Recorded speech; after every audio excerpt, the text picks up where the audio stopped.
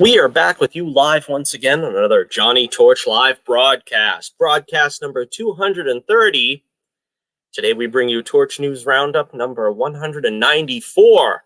And it is our first big broadcast of the year 2021. Hold your ears now. Yep, there we go. 2021 has finally kicked in, and we are roughly 9 days into it at the time of this broadcast. We took an extended vacation. I am the laziest of all buggers. From well before Christmas to the beginning of the new year. It's been how would you describe 2021 thus far? Eventful? Would that be appropriate? Let's just say that and leave it at that. We'll try to take your mind off of the goings-on of the day with a little pop culture talk, a little news update here. That's what we like to do on the Torch News Roundup. We did do a video, though, in the past, week? A review of Wonder Woman 1984. You can check that out. I'll see if I can get a card or something up after the fact. But it's the last video we did. It was not live, which is... I've tried to do reviews live before, and it kind of gets distracting because somebody will show up in the comments and want to talk about something else that I'm completely the opposite of what I'm talking about, and I don't want to be rude, so I try to answer them. It's kind of a distraction, though, so I try to record those, on tape, so to speak, not live. The opposite of live. And just for the spoiler-free Cliff Notes version, I liked it. It wasn't perfect. It has its flaws. It's not a flawless movie by any stretch of the imagination, but it was fun. It was enjoyable. And I recommend it. So going into 2021, it's going to be interesting to see what kind of pop culture news we're going to have. There really wasn't a whole lot even for this week. I mean, there's tidbits of little things here and there coming out, but quite honestly, there's nothing really in the works that is going to be making news. So we will try to soldier on with whatever news we have here that's fit. First off, please take the opportunity to check the links in the description below. You will find my website, The Adventures of Bullets, Bourbon, Private Eye. As always, I want to shill this series because it is my very own, my pride and joy. And we've got big plans coming up for this year. Hopefully we'll be able to announce another convention roster. But I was checking out KidsCon this year. Looks like they're not going to do anything outside of Maine, which is kind of disappointing to me. But that's all the way in November. So looking like that's going to be off the table. I'm still signed up for Plastic City Con, which is tentatively scheduled for the last day of August. Again, I'm looking for some con appearances. If not, I'm going to have to do the, flea market circuit, sort of like I did last year, to try to keep in touch with the common man, my fellow comic book fans and creators. And you can check my link in the description below for my website so that you can keep up with all the news going on in the world of Bullets Bourbon. We still have the Family Jewels, the most recent edition, available there for purchase, to say nothing of episode 8, which is in the works. And this is a tough issue. I've had a hard time working on this one because, like I said before, a lot of dialogue, a lot of new characters to color. This one is scheduled to be released in late spring. I'm thinking probably May. I'm hoping I can make that May date because here we are a week into January, and I only have 4 pages done. So in a 22-ish page book, that's not a lot. So we'll keep you up to date with that too. You can also check out my Twitter page. There's been a lot of purging of Twitter followers there. So I made a backup account. This is the first video where you will see that as a link as well on Gab, in case my Twitter account is purged for political purposes. Again, not to belabor the point or get too deep into that rabbit trail. Make sure you check out and follow me on any of those platforms. I'm also on Discord, by the way, but you could see the link for that on my Twitter page. I didn't want to spend a whole, like some people do. They do 50,000 social media links. I try to keep to very few, but at the rate where people are being canceled and banned, and this think control is going on, it's very scary, to be totally frank. And who knows where we'll all wind up. Just keep an eye on any of the social media links that we'll see. And of course, YouTube is another one. That's another beauty where the freedom of speech is being suppressed as well. So I'm looking into other things as well, other avenues such as Daily Motion and so forth. If I'm ever booted is the word, to quote Dr. Pretorius. All right, so let's get into the fun and action and craziness here. Oh, of course, as it always says, like, share, and subscribe if you are so inclined. Oh, also, thanks to the many new subscribers I've gotten. I've already gotten 2 new subscribers in this year alone. We ended the year with 159 subscribers. I didn't get that 160th before the end of the year, but we did get 2 new subs since the year started. So again, the channel is growing. It's, maybe a little bit slower than most, but we are turning the curve there. I think we're rounding the turn. We're going to really start picking up as the year goes on. And again, I really want to start opening up the show to different avenues. Again, we'll see if we can get some guests on the show and so on and so forth. But we got plenty of time for that in the coming year. All right. First off, of course, this happened way in the end of December. So, of course, this is very late news. But we have to pay our respects and pay homage to Jeremy Bulloch, who played Boba Fett in The Empire Strikes Back and Return of the Jedi. I was kind of disappointed that they just had a replacement actor play him in that cameo in A New Hope. Then you could really just say he was in the entire trilogy, the original trilogy. But I don't know. They just didn't. I guess they just didn't think it was worth calling him back just for a walk-on cameo. Jeremy Bulloch has passed away at the age of 75 of a complication of Parkinson's disease. This was on December 17th, 2020. Again, very sad. Just to do a recap of the man's life. He was born in Lancashire, England in 1945. He started his career in TV commercials before starring in shows like Doctor Who and Robin of Sherwood. Now, I remember Robin of Sherwood when I was a little kid. I don't particularly remember it too well because I was so young, but that was, I remember Saturday afternoons trying to, it was a fun distraction, basically. And I don't remember it too well, but I just remember running around the house with my little phony bow and arrow set, trying to be like Robin Hood. And it was the Robin of Sherwood show that really sort of cemented my love of Robin Hood. I should go back and try to revisit it and see how it is.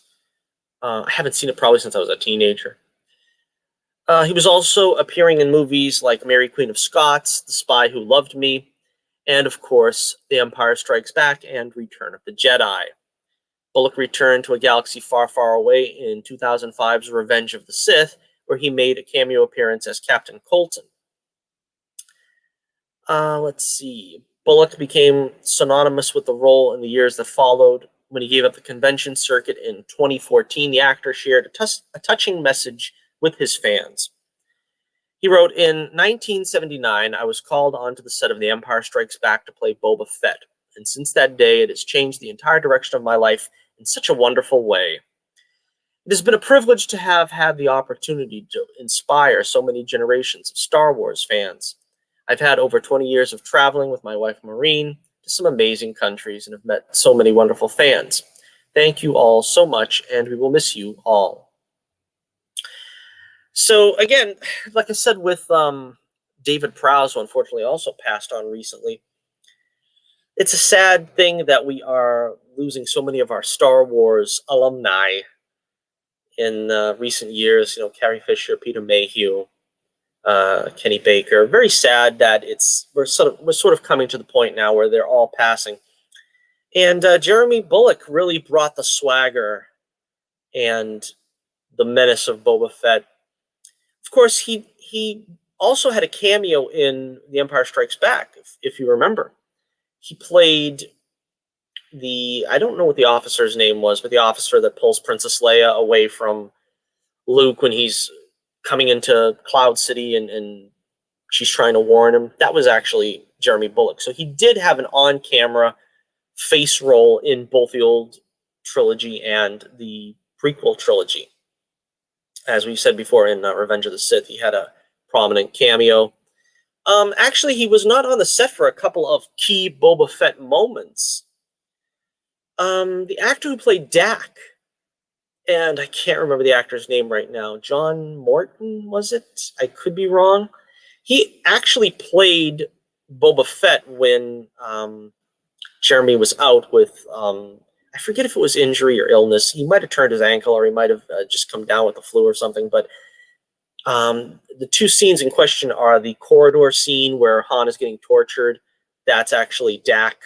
And I think a good portion of the freezing chamber, the carbon freezing chamber, that was also he as well.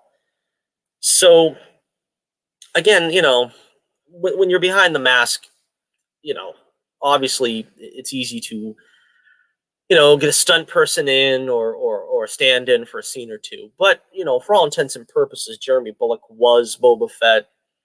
Of course, Jason Wingreen was the voice of Boba Fett in the original trilogy before Tamara Morrison took over. And I was happy that he redubbed the voice because it only makes sense. Although, to be honest with you, I always loved Wingreen's line readings. They just sounded so great with that gravelly voice.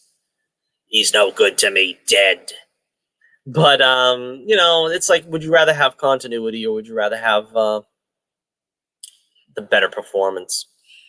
I don't know. But anyhow, we bid a fond farewell to Jeremy Bulloch. Rest in peace, and may the Force be with you always. All right, so let us carry on now. And of course, feel free to leave your comments in the comment section below, your memories of Jeremy Bulloch, Boba Fett, and if you've ever seen him at any of the conventions he appeared in, that's of course a fond memory some of you, I'm sure, have. All right, some more sad news. At least to me, I was disappointed that this show didn't get picked up. Apparently, Green Arrow and the Canaries is not being picked up to series. I'm not exactly sure why, because the CW is usually not shy about creating a spinoff. I mean, when you think about it, they're going to do a Painkiller spinoff now that Black Lightning is done. And there really isn't that much of a connective tissue between Black Lightning and Painkiller. He just appeared on the show, and now he's just going to get his own show. In the case of Green Arrow and the Canaries, we really spent like about a season and a half, right, building up Mia, and to sort of just toss this whole scenario away. I don't know. It doesn't sit well with me. As I said, I like these actresses. I would love to see them appear somewhere else in the Arrowverse. I think the future was the problem with the show. That could have been the reason why they decided to axe the premise, because you've got the teenage daughter of Oliver, who was technically just born like last year, and she's mingling with the two younger versions of, you know, Laurel Lance and Dinah Drake. It was kind of a muddy, you know, convoluted type scenario to begin with. But let's see. The now canceled show, which aired a backdoor pilot on January 21st, 2020, as part of its flagship series' final season, was set to star Katie Cassidy as Laurel Lance, a.k.a. the Black Canary, a.k.a. Black Siren, and Juliana Harkavy playing Dinah Drake and Black Canary 2. Catherine McNamara would portray Thea Queen, the Green Arrow, which I always said she should be called Artemis, in the lead roles. Thanks to a considerable amount of pre-release buzz, the backdoor pilot managed to draw 8,903,000 viewers. That seems weird.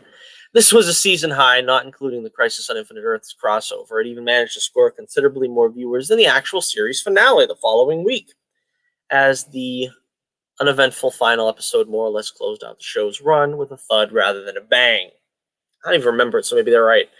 I don't remember any. I honestly don't remember too many episodes of the series. There's been so many of them now. I just look back at it as a blur, and I'm just like, I just vaguely remember, oh yeah, the first season he was on the island, he was getting tortured every day. The second season, Slade was running amok. You know what I mean? The third season, Ra's al Ghul. It's like, I really can't remember single episodes anymore. Anything past the third season, I don't think I remember at all. It's now unclear where the characters could go after this, or if the series final will be the last we see of them in the Arrowverse, but with some retconning, it seems possible that any one of them could appear on The Flash, Legends of Tomorrow, Batwoman, or Superman and Lois at some point in the future. Supergirl and Black Lightning both ending after this season makes it improbable that they will end up on that show.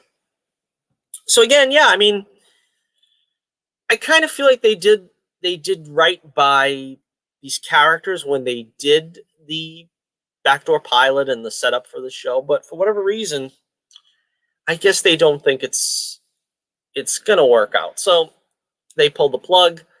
Again, I would love to see where could these three show up though.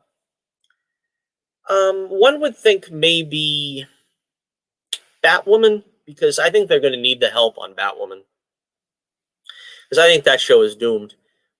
Also, that sort of nighttime crime fighter, masked crime fighter, that might go on pretty well in Gotham as well as it did in Star City. I don't know. Probably not going to Legends. Doubt they're going to go to Superman and Lois. The Flash, they have some kind of history with the Flash, so possibly. But I don't know. We'll have to wait and see, I suppose. So let me know what you think in the comments below about Green Arrow and the Canaries. All right, next up we have,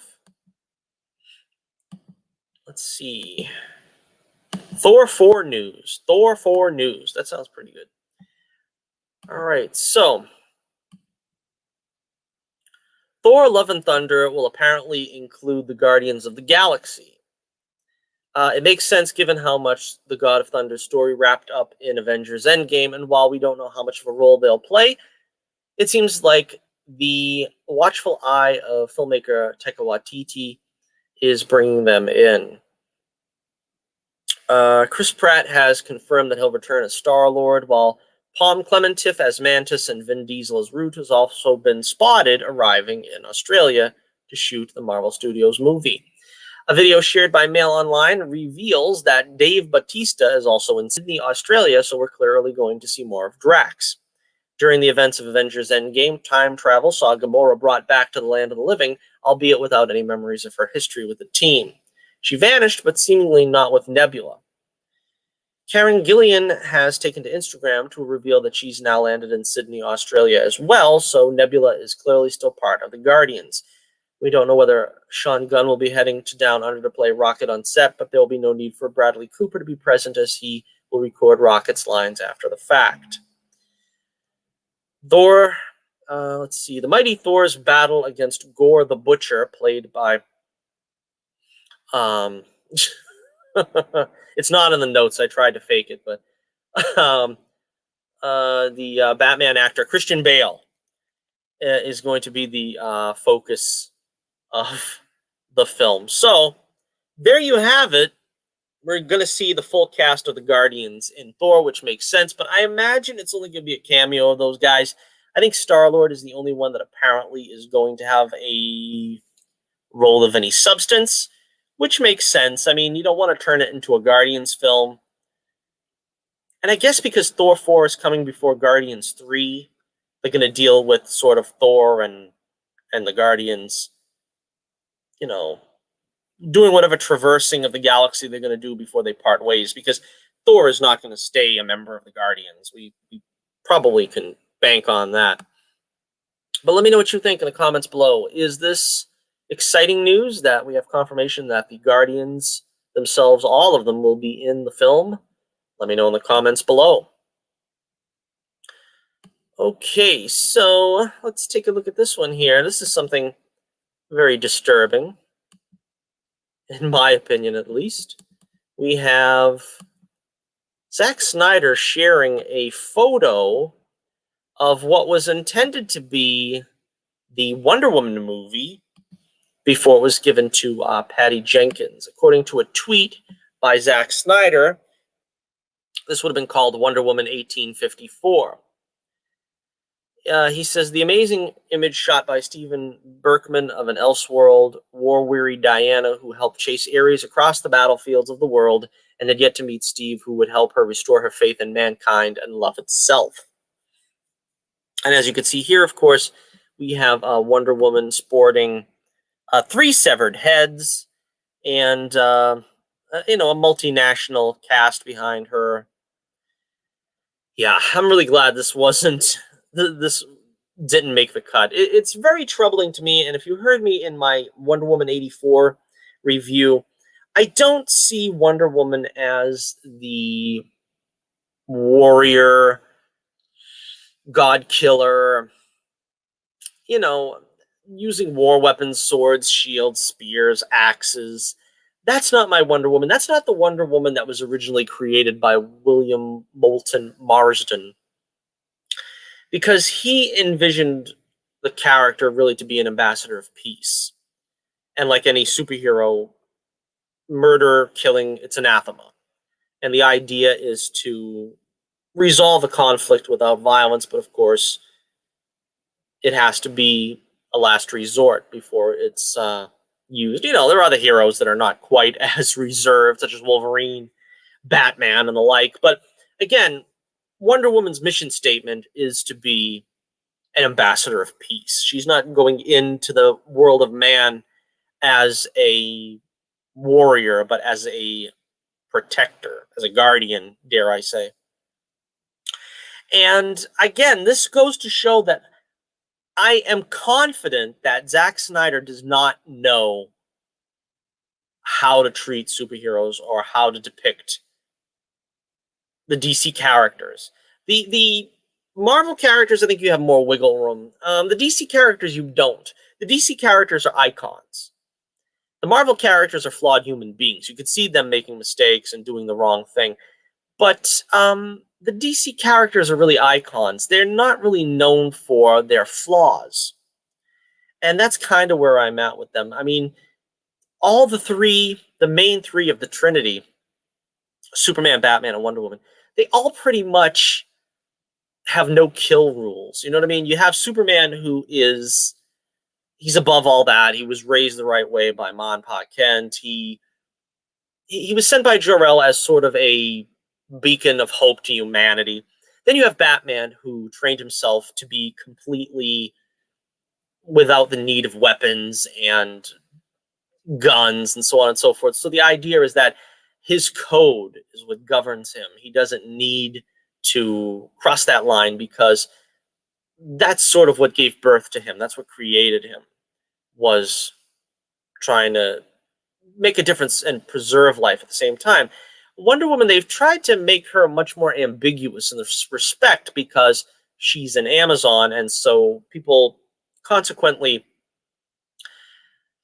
tie her to mythology, where, mythological characters are always chopping off the head of someone or other. But like I said, originally she was created as an ambassador of peace. She really, in her mission statement, is not a killer, not someone who's going to take life. I mean, again, I suppose if you're talking about the mythological aspects, where does that leave her? I don't know, but she came to the world of man to bring peace. I don't really see her severing heads on the battlefield. And I've always been against that interpretation. I'm always going to be against that interpretation of the character. Okay, we have someone in the chat. And so Geraldine Mendoza, thank you for joining us. Thank you for being here. And make sure you leave any comments and questions you have either in the chat or in the comments below. Now, let me get back to the story here. Now, it says Patty Jenkins here was approached with making this movie after, of course, Zack Snyder just produced Wonder Woman, but as it was originally intended to be, it was going to be something like this photo that we have of pre-production from Zack Snyder. Patty Jenkins opened up her early attempts to direct Wonder Woman for Warner Brothers. The filmmaker was first approached by the studio in the late 2000s, and when talks broke down, Michelle McLaren was Ida's replacement. Ultimately, Jenkins was rehired and got to deliver the movie she wanted, mostly, in 2017. Reflecting on those early conversations with Warner Brothers, Jenkins said, "They wanted to hire me like a beard. They wanted me to talk and walk around on the set as a woman, but it was their story and their vision. And my ideas, they didn't even want to read my script. There was such mistrust of a different way of doing things and a different point of view. When I first joined Wonder Woman, it was like, yeah, okay, but let's do it this other way."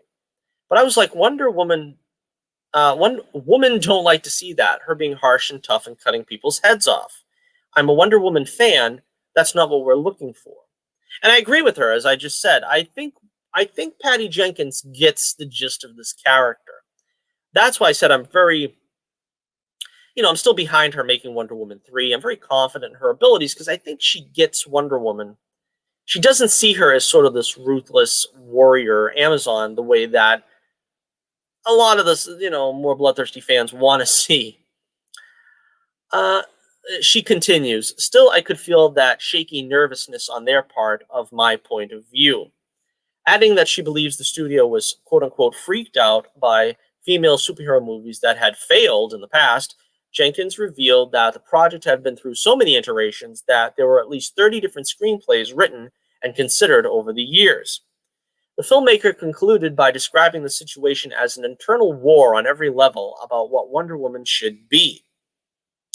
Jenkins and Warner Brothers managed to see eye to eye and was recently confirmed that she'll be returning to the DCEU for Wonder Woman 3. So, let me know what you think in the comments below. Do you side with Patty Jenkins that Wonder Woman is the sort of the genteel superhero and not the warrior woman who is cutting off people's heads and so on and so forth? Let me know what you think in the comments below. And we'll get to our last story here. We have one more story. We're going to take a look at, let's see. All right, Ray Fisher is still on the warpath over Warner Brothers apparently doing him dirty. I don't really know. I mean, he had this grudge going on with Joss Whedon, which apparently got Joss Whedon fired and pretty much tanked his career with Warner Brothers as a filmmaker or writer. The Wrap, the website known as The Wrap, did a story saying apparently Ray Fisher's Cyborg is written out of The Flash, the Flashpoint movie that Andy Muschietti, I believe, is directing still, unless that has changed. They must have went through about 75 directors. And that the part of Cyborg will be recast. Well, Ray Fisher took to Twitter to object with that in the strongest possible terms. Ray Fisher said, "I strongly suggest that the Wrap amend this article immediately. While I appreciate the reporter's undying desire to do WB Pictures and Walter Hamada's bidding, it is factually inaccurate. I did not step down from anything. If WB Pictures has made the decision to remove me from The Flash rather than address in any way Walter Hamada's tampering with the JLA investigation, that's on them. The idea of removing the role rather than recasting it is only being used to try to avoid public backlash. The WB Pictures PR team has struggled to regain control of the narrative ever since they failed to bury me and the jail investigation with their September 4th hit piece, which unsurprisingly was written by the same reporter. The fact is, the Justice League investigation led to Warner Media and its affiliates parting ways with Joss Whedon. Jeff Johns will be following suit. Had Walter Hamada gotten his way, none of that would have been possible, and the cycle of abuse would have continued. My team and I are still in deep conversation with Warner Media regarding all these matters, and Flash or no Flash, we fully intend to see this through. So again, Ray Fisher's been on the warpath here because he didn't like the way he was treated by Joss Whedon. And he certainly didn't like the fact that I suppose Walter Hamada and Jeff Johns have sided with him instead of sided with Whedon rather than siding with him over sort of vague and oblique complaints about unprofessionalism by Joss Whedon. Obviously, Joss Whedon was brought in for reshoots after Zack Snyder had to leave because of a family tragedy. Zack Snyder was really he didn't have his heart in it. He wasn't working on a film that he wanted to make. He sort of tried to do it his way, but it was already sort of 40% in the can. So it led to sort of rough feelings and so on and so forth. I kind of feel like Ray Fisher, though, has been a drama queen about this, where he's trying to cancel everybody and their brother. And I honestly don't know that the ends justify the means. You know what I mean? I don't see where he's gaining anything by continually running down the studio and everything like that. I mean, he's not digging coal in ditches for 50 cents an hour. He played a movie role and he didn't get along with the director. A lot of actors don't get along with their director. And he's like trying to burn WB to the ground. I kind of feel like he made his point somewhere along the line here. And at this point, he's just trying to be vindictive by getting Joss Whedon completely canned, which it's happened. Maybe it was deserved. All right. But now he's still trying to get Walter Hamada taken down. He's trying to get Jeff Johns taken down. I don't know how this ends well for him. People are already suggesting that he's like blacklisted for being difficult now because of his basically not being able to sort of just, let it go, not to abuse the oft-used term from Frozen. But I don't know. Like I said, I haven't looked too close into this. A lot of people they stand with Ray Fisher. A lot of people are saying he's a drama queen. I think at some point, as I said before, I'm a fan of Justice League, that film, the Joss Whedon version. Probably one of the three people who admit that. But I think he did a great performance in that version of Justice League. If he would sort of try to mend fences instead of burn bridges with Warner Brothers, it might lead to some future with him down the line because he was really good in the role. I don't see how his burning bridges is going to serve him. Now, of course, I think he's a stage actor, which, that's what he knows. I don't know if he has the clout to make it in Hollywood. He's certainly not doing himself any favors. Let's put it that way. And the character has already been, replaced, if you want to call it that way, in Doom Patrol, right? I haven't seen the show, but I think they have a cyborg actor there. They could easily recast him because he's literally only been in one movie. Of course, the same could be said for Ezra Miller's Flash, although I guess technically they had cameos in Batman v Superman. You want to be technical, but and of course Ezra Miller had a cameo in Suicide Squad, but I digress. Anyhow, let me know what you think in the comments below. Do you like Ray Fisher's portrayal of Cyborg? Is it worth keeping him around? Is he just being a little bit too vindictive with trying to tear down the brain trust, the brass at Warner Brothers, or is he sort of the change that the company needs? I don't know.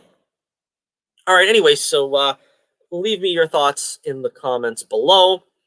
And that's about going to wrap it up for another edition, another half hour, 35 minutes edition. Who is watching, and I want to thank you for our viewer here.